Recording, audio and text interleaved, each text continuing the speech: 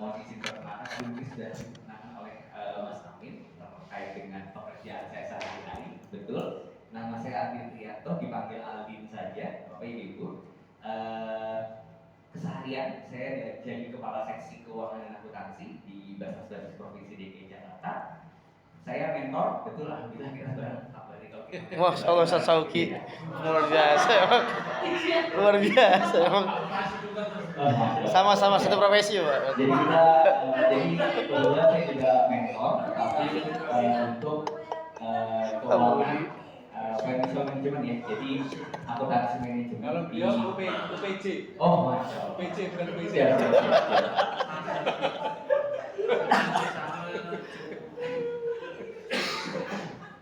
Baik, oke.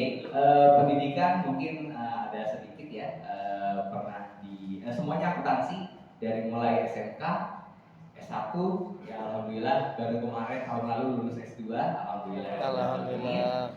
Pengalaman sebelumnya ini saya cantumin pengalaman yang di Basnas saja, gitu ya. Kalau pengalaman sebelumnya udah mulai kerja sebenarnya dari tahun 2011.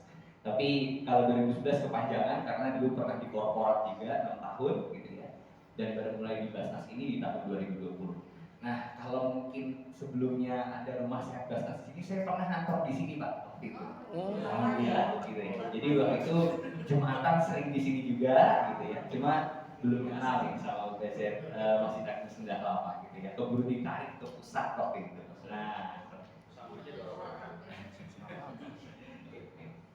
Nah, hari ini kita bahas apa? Sebelum sholat zuhur ya, mudah-mudahan cukup gitu ya.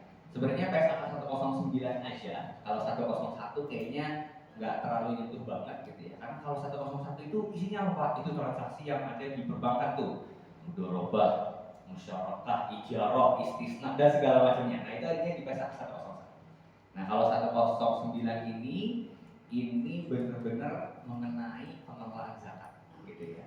Jadi nanti kalau misalnya nih Masjid Agung sudah apa kan sekarang berarti apa nih lembaga hukumnya, yayasan berarti ya.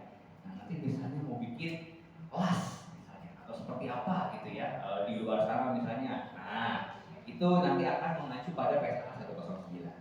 Nah tapi kalau nanti UPZ gitu ya, berarti nanti ada di materi berikutnya yang mengenai sebenarnya standar pelaporan ya gitu. Nah mohon izin. Oke, ini sejarah PSAK 109, Bapak Ibu ya. Jadi pertama kali itu adanya di tahun berapa sih tentang zakat ini? Ada tahun 2010 Bapak Ibu. Sampai dengan tahun lalu, nah, tahun 2022 kemarin belum diperbarui sama sekali. Jadi kita masih menggunakan PSAK 109 2010. Nah, pada tahun 2021 keluar exposure draftnya dari IAI, ya, dekat di sini, di Menteng sini juga sama. Nah, mengeluarkan exposure draft, masukan-masukan dari praktisi-praktisi, gitu ya, praktisi zakat dan segala macam, akhirnya disahkan di 2022. Nah, kenapa kok dibilangnya PSAK 2021 sih Mas? Iya, karena exposure draftnya sudah dikeluarkan di tahun 2021. Gitu. Jadinya kita bilangnya PSAK revisi 2021 dengan implementasinya pasti setahun kemudian. Sama seperti undang-undang ya, perpajakan misalnya.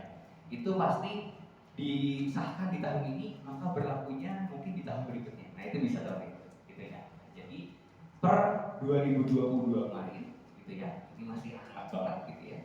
Dan masih banyak pertanyaan juga dari praktisi-praktisi sudah disahkan nih revisi PSAK 109. Apa aja sih yang direvisi? Nah ini yang direvisi, gitu ya.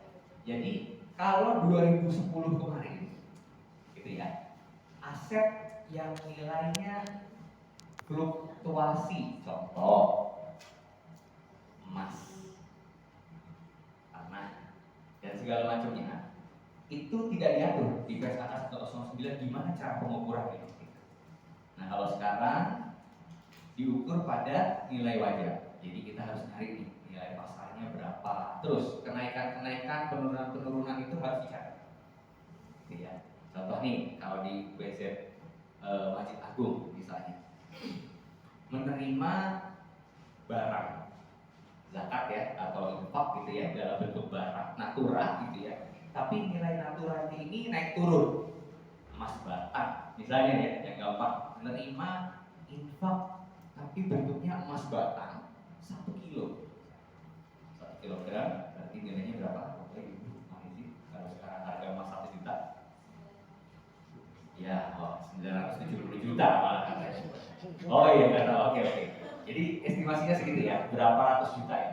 Nah, kenaikan penurunan nilainya harus terus dibuka. Jadi sudah tidak boleh diabaikan lagi.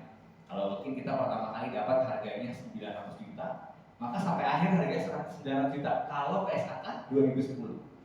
Nah, di PSAK yang terbaru, perubahannya harus dicatat. Tidak boleh dibiarin menggunakan harga awal. Nah, oke. Nilai wajar aset non kas gitu ya, itu didapat menggunakan level 1. Level 1 itu adalah harga pasar. Jadi kita cek harga pasar gitu ya, itu yang paling gampang.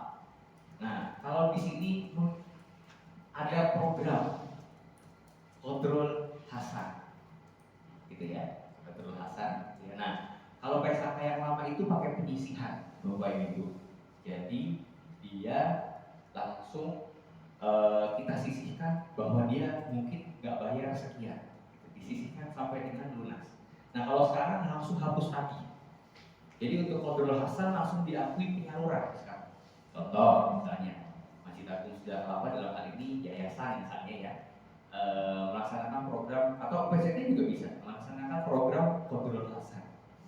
Mustahik A, misalnya saya Aldin misalnya, menerima kontrol Hasan dari PZ Masjid Agung Sejarah Kelapa, 1 juta rupiah untuk modal usaha. Jangan deh, 1 juta terlalu sedikit ya Bapak Ibu ya, dapat apa sekarang? 10 juta rupiah untuk buka warung.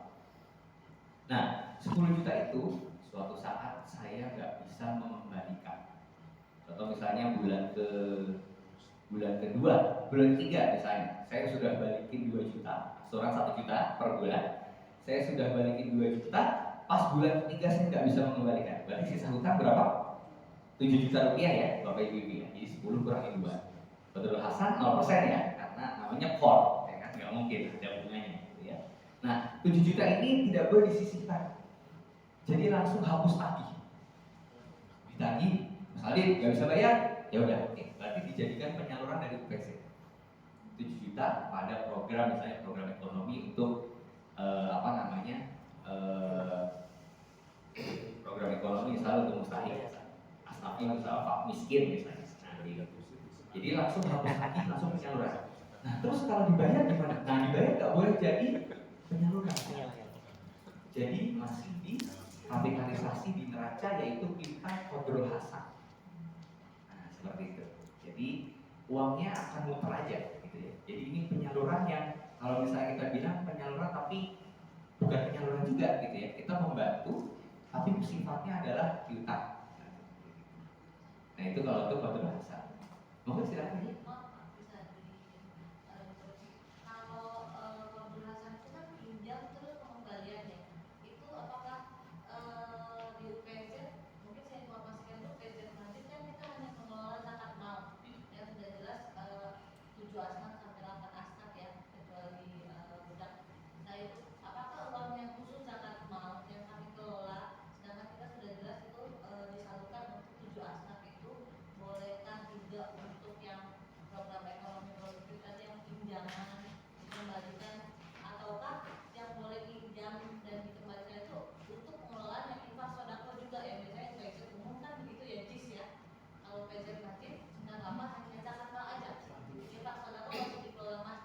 Siap.